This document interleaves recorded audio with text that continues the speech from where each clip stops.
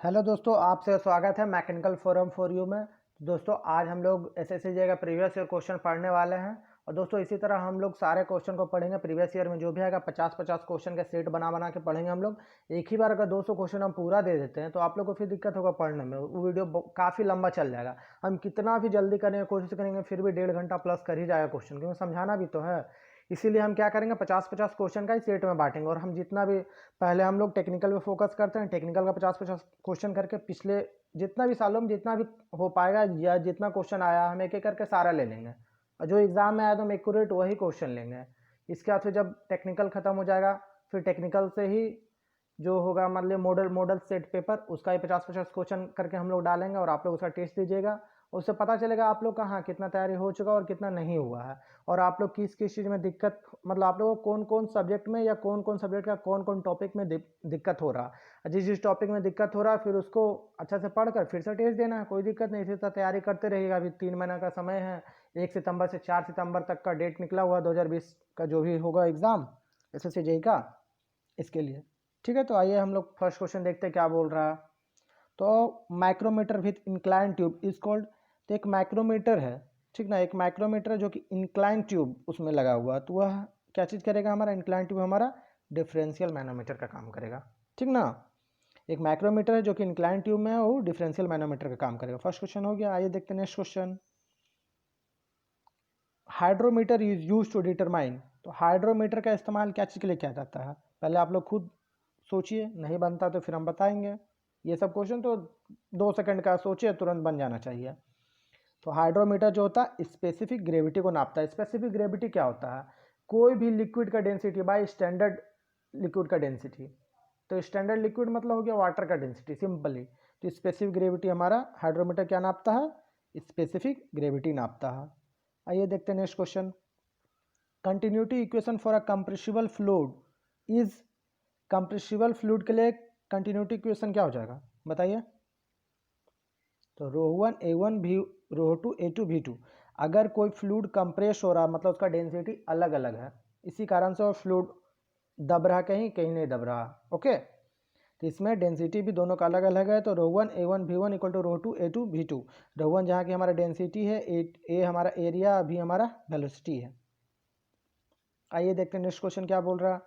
The centre of gravity of a complex link in a 4 bar chain mechanism will experience.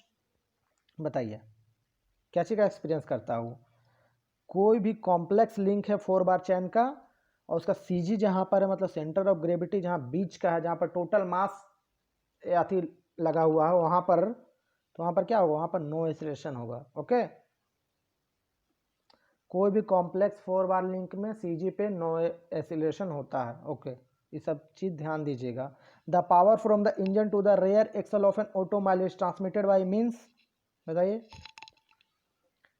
कोई भी automobile में जो power transmit होता है रेयर एक्सल तक, ठीक ना, वह कौन सा गियर से होता है। Worm and worm wheel gear, spur gear, bevel gear and hooks joint. किससे होता है बताइए। सिंपली किससे होता है, हुक्स जॉइंट से होता है, ना कि किसी गियर से होता है। ठीक, 156 क्या बोल रहा है। The inclined angle for the V belt is usually 30 से 40 डिग्री। सिंपल, वी बेल्ट जो इंक्लाइंड होता है 30 से 40 डिग्री पे होता है। In a railway axle boxes the bearing use is. मतलब रेलवे एक्सल बॉक्सेस को जो जोड़ते हैं हम लोग, देखे होंगे आप लोग भी, उसमें कौन सा बियरिंग का इस्तेमाल करते हैं हम लोग। तो उसमें हम double row self aligning ball bearing का इस्तेमाल करते हैं। रेलवे का बोगी जो जोड़ा रहता है, double row self aligning ball bearing का इस्तेमाल करके जोड़ा जाता है। Next question. When the sleeve of a porter governor moves upward. मतलब पॉटर गवर्नर का स्लीव्स जो 2 बोल लटका हुआ होता है वो अगर ऊपर की ओर जा रहा है, इसका मतलब क्या हो रहा है, गवर्नर ज़्यादा स्पीड में है या गवर्नर कम स्पीड में है। तो गवर्नर ज़्यादा स्पीड में है, तब तो आप एक रस्सी को बांधिए और कसकर घुमाइए। जब कसकर घुमाएगा तो वो ऊपर की ओर जाएगा, जब धीरे घुमाएगा तो नीचे की ओर दबेगा। ठीक ना, वो जो बॉल बांध के अगर घुमा रहे हैं तो आप खुद देखिएगा। तो गवर्नर में तो वही होता है कि स्लीव घूमता है, ठीक ना, तो ऊपर की ओर जा रहा है मतलब गवर्नर का स्पीड बढ़ रहा है। ठीक है, नेक्स्ट क्वेश्चन देखते हैं। नेक्स्ट क्वेश्चन क्या बोल रहा, When the load on engine increases, it becomes necessary to increase the supply of working fluid, and when the load decreases, less working fluid is required. The supply of the working fluid is to the engine is controlled by the, simply इसमें तो कुछ सोचने नहीं, governor से। जब भी हमारा load बढ़ने और घटने का बात करेगा तो और फ्लूइड का सप्लाई से कम बेसी करेंगे, फ्लूइड का सप्लाई कम बेसी क्या करता है हमारा, कौन करता है, गवर्नर करता है फ्लूइड का सप्लाई कम बेसी। लोड अगर हमारा बढ़ जाएगा तो सप्लाई बढ़ा देगा, लोड अगर घट जाएगा तो हमारा सप्लाई को कम कर देगा। अगर स्पीड का बात करें तो फ्लाईव्हील कम करता है, कम बेसी कर मतलब फ्लक्चुएट करने से रोकता है स्पीड को, पर वह यूनिफॉर्म लोड में होता है, लेकिन इसमें लोड फ्लक्चुएट करता है, ये जो फ्लूइड सप्लाई होता है उससे कंट्रोल किया जाता है उसको। For high speed engine the cam follower should move with, high speed engine के लिए कैम फॉलोवर जो मूव करता है वो कैसा करता है, कौन सा मोशन में करता है, तो साइक्लोइडल मोशन में करता है। कोई भी हाई स्पीड इंजन में जो कैम फॉलोवर मूव करता है वो साइक्लोइडल मोशन में करता है। ओके, आइए देखते हैं नेक्स्ट क्वेश्चन क्या बोल रहा है। The minimum required centre distance of the two mating spur gears is decided based on, बताइए, fatigue strength of gear material, ना कि अल्टीमेट, ना कि बेंडिंग, ना कि सर्विस कंप्रेसिव स्ट्रेंथ, केवल fatigue strength of gear material से हमारा दो गियर के बीच का मिनिमम डिस्टेंस जो होता है कितना लेंगे हम, इस चीज़ का पता चलता है। Which of the following bearing can take a large thrust load, कौन ऐसा वेयरिंग है जिसमें बहुत ज़्यादा थ्रस्ट लोड लगता है, कौन सा है, feeling notch ball wearing. Okay, feeling notch ball bearing बहुत ज़्यादा थ्रस्ट लोड को अपने अंदर रखता है, मतलब लेता है। नेक्स्ट क्वेश्चन क्या बोल रहा है, a quarter joint use to connect to rods which are in, तो क्वार्टर जॉइंट का जहाँ बात आएगा ना तो टेंशन और कंप्रेशन दोनों लेगा। क्वार्टर जॉइंट टेंशन और कंप्रेशन दोनों लेगा, इस चीज़ का ध्यान दीजिएगा। क्वार्टर जॉइंट टेंशन कंप्रेशन दोनों लेगा। और नकल जॉइंट का बात करेगा, इससे समझिए इसका भाई ही है नकल जॉइंट उसी टाइप में, तो नकल जॉइंट केवल टेंशन लेगा, लेकिन क्वार्टर जॉइंट दोनों लेगा। ठीक है, नेक्स्ट क्वेश्चन देखते हैं।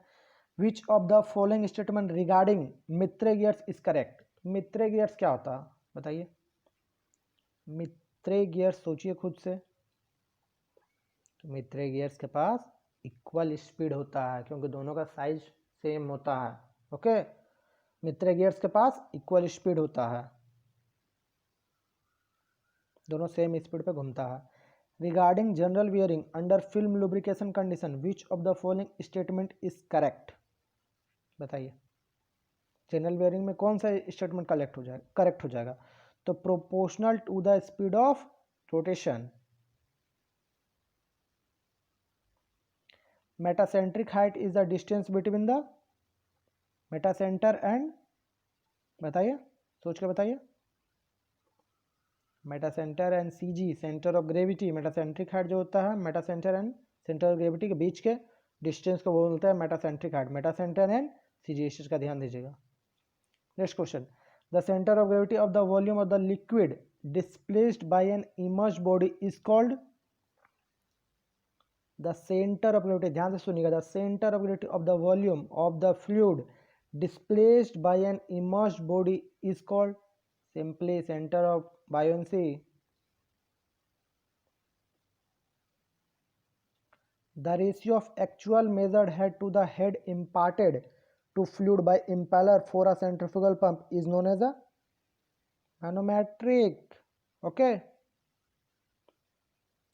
next question क्या बोल रहा, the process used for relieving the internal stress previously set up in the metal and for increasing the masculinity of the steel is called spheroidizing। okay,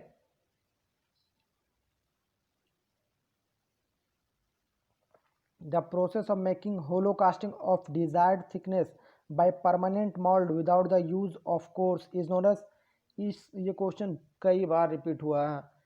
simple, जहाँ पर core नहीं रहेगा, without the core का अगर जब भी casting करेंगे तो वहाँ पर हमारा सेंट्रीफ्यूगल कास्टिंग हो जाएगा।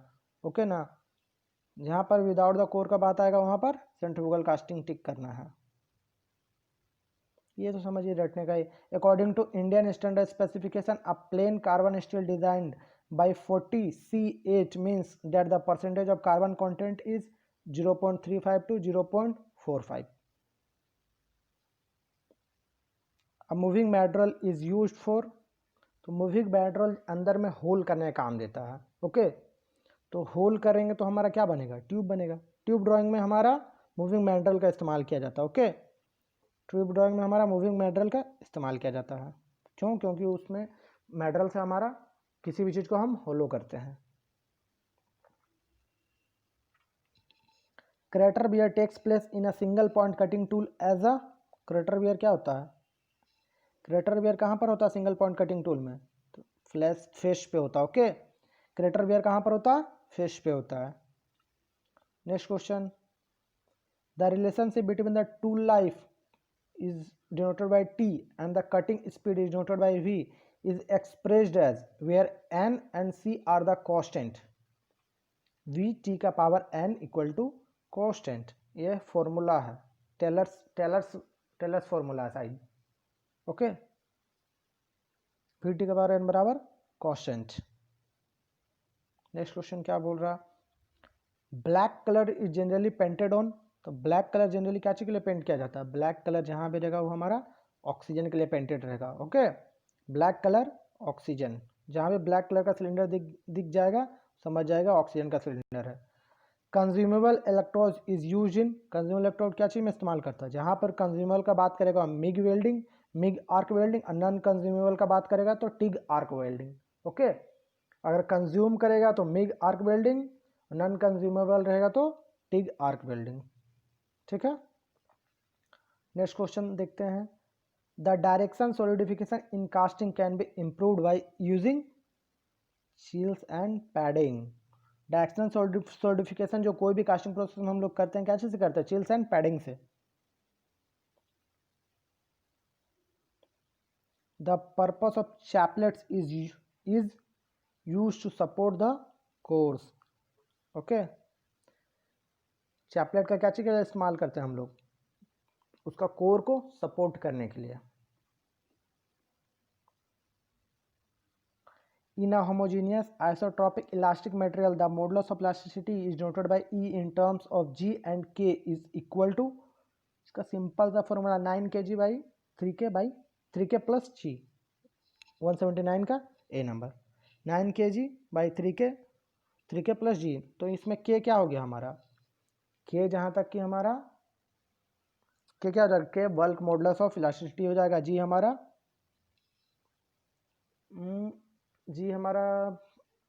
बल्क मॉडुलस इलास्टिसिटी के हो जाएगा, ये हमारा शेयर मॉडुलस इलास्टिसिटी हो जाएगा। ठीक ना, आई तो जानते हैं Young's modulus elasticity. Next question क्या बोल रहा है, in a composite bar the resultant strain produced will be, बताइए, same as the strain produced in each bar. अगर कभी भी कंपोजिट बार मतलब ढेर सारा बार का बात करेंगे तो उसमें जो रिजल्टेंट स्ट्रेन होगा वो बराबर होगा, जितना हर एक बार में स्ट्रेन होगा उसके बराबर हो जाएगा पूरा कंपोजिट का strain.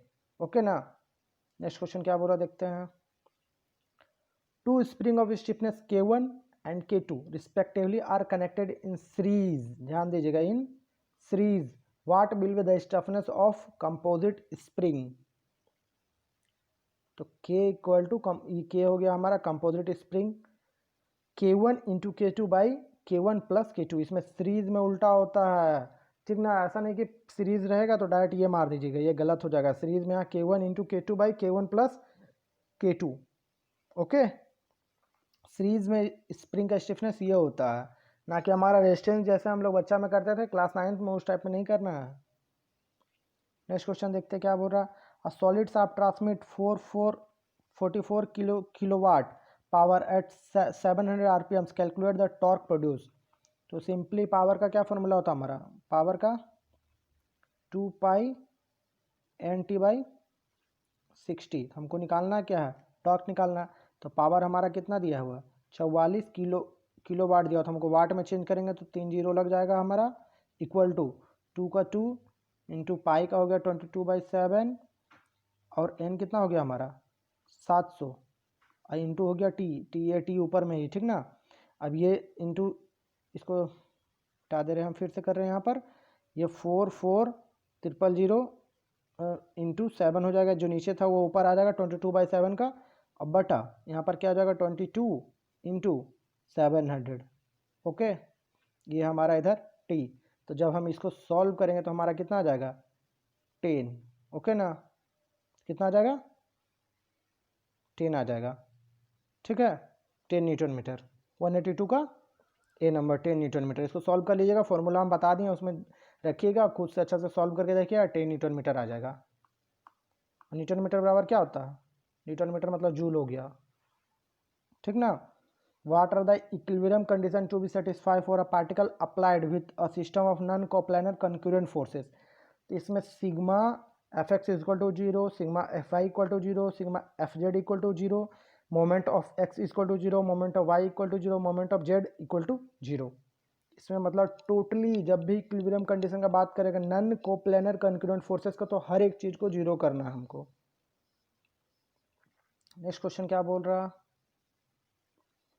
as per first law of thermodynamics, when any system confined within a body is carried through a series of operations such that the final state is same as the initial state, final state किसके है, initial state के equal है, ठीक ना, same है, तो इसका क्या हो जाएगा, net work transfer is equal to net heat transfer. आपको पहले से पता, जब भी कोई साइकिल का बात करें उसमें इंटरनल एनर्जी 0 हो जाता है, नेट हीट ट्रांसफर जो होता है नेट वर्क ट्रांसफर के बराबर हो जाता है। वही क्वेश्चन ना बोल रहा। नेक्स्ट क्वेश्चन क्या बोल रहा, enthalpy is calculated as the, enthalpy को कैसे हम लोग कैलकुलेट करते हैं, तो इंथाल्पी को सबको पता है, enthalpy is also known as the total heat energy. तो टोटल हीट एनर्जी बराबर internal energy plus work done. तो internal energy sum of the internal energy and the product of pressure and volume, work का पता है P into G भी, तो product of pressure into volume of the system plus sum of internal energy is known as the enthalpy. Next question, the area below the PV diagram of a non flow process, इस चीज़ का ध्यान दीजिएगा, कौन सा process बोल रहा है, छोटा छोटा गलती पे ही मार्क्स कटता है। नन फ्लो प्रोसेस में, नन फ्लो प्रोसेस का पीवी डायग्राम जो देता है, क्या चीज़ देता है हमारा, वर्क ट्रांसफर देता है, क्या देता है, वर्क ट्रांसफर देता है, और टीएस डायग्राम हमारा हीट ट्रांसफर देता है, okay. Next question, a heat engine is a device that operates on a thermodynamic cycle, बताइए, एक हीट इंजन है जो क्या कर रहा है, तो इसका आंसर क्या हो जाएगा, डी हो जाएगा। To produce useful work from the heat received from a source and also reject the remaining heat to the sink under the reversible condition, reversible, एक रिवर्सिबल कंडीशन में कुछ हीट को लेगा और कुछ को रिजेक्ट करेगा, कुछ को वर्क में कन्वर्ट कर देगा, ओके, यही हमारा एक हीट इंजन का काम होता है। आइए देखते हैं नेक्स्ट क्वेश्चन क्या बोल रहा, for the same maximum temperature in the cycle for average temperature of heat addition of a Rankine cycle compare to that the Carnot cycle. तो जब भी कार्नोट साइकिल का अकॉर्डिंग किसी का भी हम लोग कोई भी मैक्सिमम टेम्परेचर सेम है लेकिन मिनिमम टेम्परेचर अलग होने के कारण एवरेज टेम्परेचर जो हो जाएगा वो रैंकाइन साइकिल का कम हो जाएगा कार्नोट साइकिल के अकॉर्डिंग, ठीक ना, इस चीज़ का ध्यान दीजिएगा। If a reheater is added to the Rankine cycle then, अगर रीहीटर का इस्तेमाल करेंगे हम रैंकाइन साइकिल में तो उसका नेट वर्क भी बढ़ जाएगा, रैंकाइन साइकिल है तो वर्क हमारा प्रोड्यूस करेगा, नेट वर्क भी बढ़ेगा और वर्क बढ़ने के कारण एफिशिएंसी भी बढ़ जाएगा। क्यों, क्या फॉर्मूला होता है हमारा एफिशिएंसी का, work done by heat supply, ठीक ना। तो रीहीटर का इस्तेमाल कर देंगे तो हम, रीहीटर का मतलब क्या हुआ, स्टीम को फिर से दोबारा हम लाएंगे बॉयलर में, फिर से उसको हीट करके फिर से भेजा जाएगा, ओके, जिससे कि हमारा दूसरा टरबाइन चला सकते हैं, हाई प्रेशर से लो प्रेशर टरबाइन भी चल जाएगा। The Babcock and Wilcox boiler is considered as, तो बैबकॉक और विल्कोक्स बॉयलर कैसा होता है, तो natural convection water tube boiler. Babcock and Wilcox तो सिंपल है, वाटर ट्यूब बॉयलर ये तो सबको पता होगा, और ये नेचुरल कन्वेक्शन, इसमें मतलब हम लोग लिक्विड को घुमाने के लिए किसी अनदर इंस्ट्रूमेंट का नहीं इस्तेमाल करते हैं, ओके। नेक्स्ट क्वेश्चन देखते हैं क्या बोल रहा, boiler accessories are use to ensure, boiler accessories का हम लोग किस लिए इस्तेमाल करते हैं, परफॉर्मेंस को अच्छा करने के लिए, ऑपरेशन अच्छा करने के लिए, या मेंटेनेंस अच्छा होने के लिए, ऑटोमेटिकली कंट्रोल होने के कारण करते हैं। तो जहाँ पर बॉयलर एसेसरीज का बात करेगा वहाँ पर क्या करते हैं हम लोग, इम्प्रूव परफॉर्मेंस, मतलब बॉयलर एसेसरीज का इस्तेमाल करते हैं हम लोग परफॉर्मेंस को बढ़ाने के लिए। बॉयलर एसेसरीज में क्या क्या आता है हमारा, इकोनोमाइज़र आ जाएगा, सुपर हीटर आ जाएगा, एयर प्री हीटर हो जाएगा, ओके ना। और अगर हम लोग बॉयलर माउंटिंग का बात करें तो उसको हम लोग सेफ ऑपरेशन के लिए इस्तेमाल करते हैं, सेफ्टी के पर्पस पे, ओके। जैसे फ्यूजिबल प्लग हो गया, या ज़्यादा मान लीजिए ज़्यादा प्रेशर होने के कारण जो लीक करके निकल जाता है, वो सब चीज़, वो सब हमारा एकदम बेसिक नीड है जो कि ज़रूरी है हमको सेफ्टी के पर्पज़ से। लेकिन जितना भी एसेसरीज अगर उसको हम नहीं लगाएंगे तो क्या होगा, एफिशिएंसी थोड़ा कम आएगा, लेकिन सेफ तो फिर भी है। ओके ना। नेक्स्ट क्वेश्चन देखते हैं, द बेंसन बॉयलर हैज़, तो बेंसन बॉयलर क्या होता है, ये क्वेश्चन बहुत बार पूछा गया। Benson boiler simply no steam drum, Benson boiler के पास कोई भी स्टीम ड्रम नहीं होता, उसमें डायरेक्ट वाटर स्टीम में कन्वर्ट होकर निकल जाता है और टरबाइन के पास चल जाता है। ओके ना, ठीक है। नेक्स्ट क्वेश्चन देखते हैं क्या बोल रहा, Benson boiler has no steam drum. For air compression least work input will be needed if the compression is, इसमें भी सोचना नहीं, आइसोथर्मल, कंप्रेशन में हमको कम वर्क का जरूरत पड़े, ऐसा कौन सा प्रोसेस पे करेंगे तो हमारा कम वर्क देना पड़ेगा कंप्रेशर में, तो हमेशा और हमेशा आइसोथर्मल प्रोसेस। क्या, आइसोथर्मल प्रोसेस, मतलब दो कंप्रेसर के बीच में हम पानी का स्प्रे कराएंगे, टेम्परेचर और कांस्टेंट रखेंगे तो हमारा उसका एफिशिएंसी बहुत अच्छा होगा, मतलब उसमें वर्क कम लगेगा हमको। कंप्रेसर का कंडीशन में ये होता है।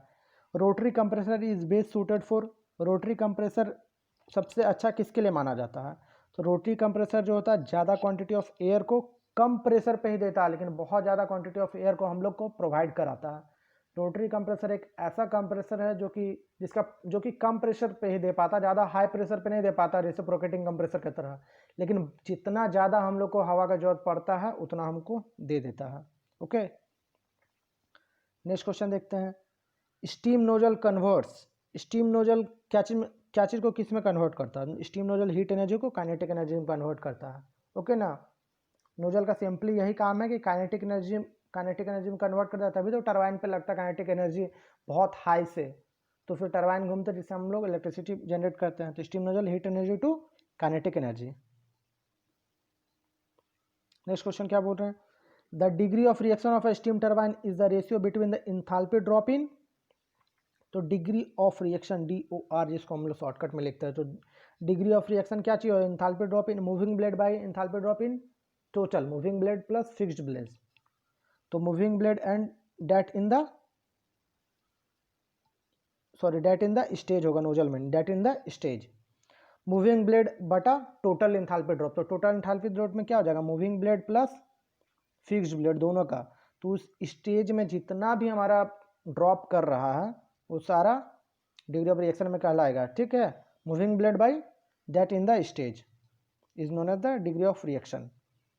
Next question, the expansion process in a throttling device of a vapour compression cycle, तो वेपर कंप्रेशन साइकिल में एक्सपेंशन प्रोसेस क्या होता है, एक्सपेंशन प्रोसेस मतलब जो थ्रॉटलिंग डिवाइस जो हाईली इरिवर्सिबल होता है वो क्या होता है, आइसेंथाल्पिक होता है। आइसेंथाल्पिक का मतलब क्या हुआ, इंथाल्पी जो होता है कांस्टेंट होता है, H1 = H2 होगा।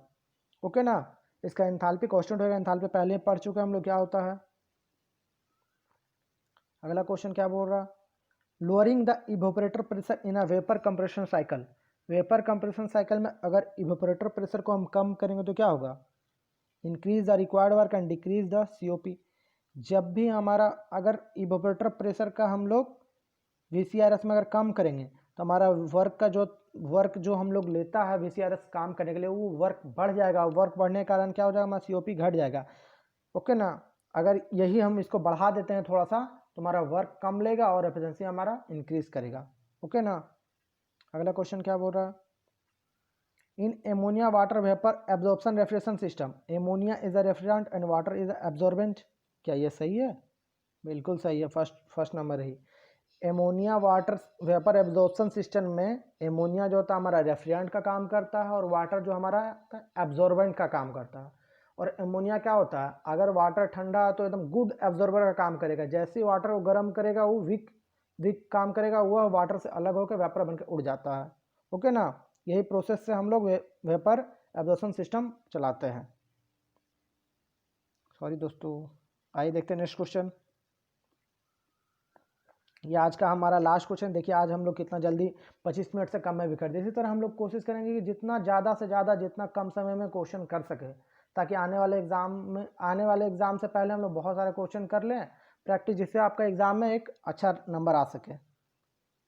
Air refrigeration is perfectly used in aircraft because, बताइए एयर रेफ्रिजरेशन का एयर रेफ्रिजरेशन का क्यों एयर रेफ्रिजरेशन में हम एयर का क्यों इस्तेमाल करते हैं बताइए, एयरक्राफ्ट में, या एयर रेफ्रिजरेशन का ही इस्तेमाल एयरक्राफ्ट में क्यों करते हैं? एयर रेफ्रिजरेशन जाहिर सी बात है वहाँ पर रेफ्रिजरेंट एयर ही इस्तेमाल होगा, तो उस रेफ्रिजरेंट का क्या हो जाएगा, एयर का वेट हमारा कम होता, its weight per ton of refrigeration is low. यही कारण से हमारा एयर रेफ्रिजरेशन का इस्तेमाल होता है एयरक्राफ्ट में। ठीक है, तो आज का 200 क्वेश्चन में मतलब आज का 50 क्वेश्चन पूरा हो चुका दोस्तों। तो इस वीडियो में इतना ही, फिर मिलते हैं नेक्स्ट वीडियो में। आप इसको अच्छे से इसको प्रैक्टिस कीजिए क्वेश्चन को, और खुद से पहले बनाने की कोशिश कीजिए, नहीं बनता तो फिर हम तो बताते ही हैं। ओके ना? ओके, आज के लिए इतना ही, धन्यवाद दोस्तों।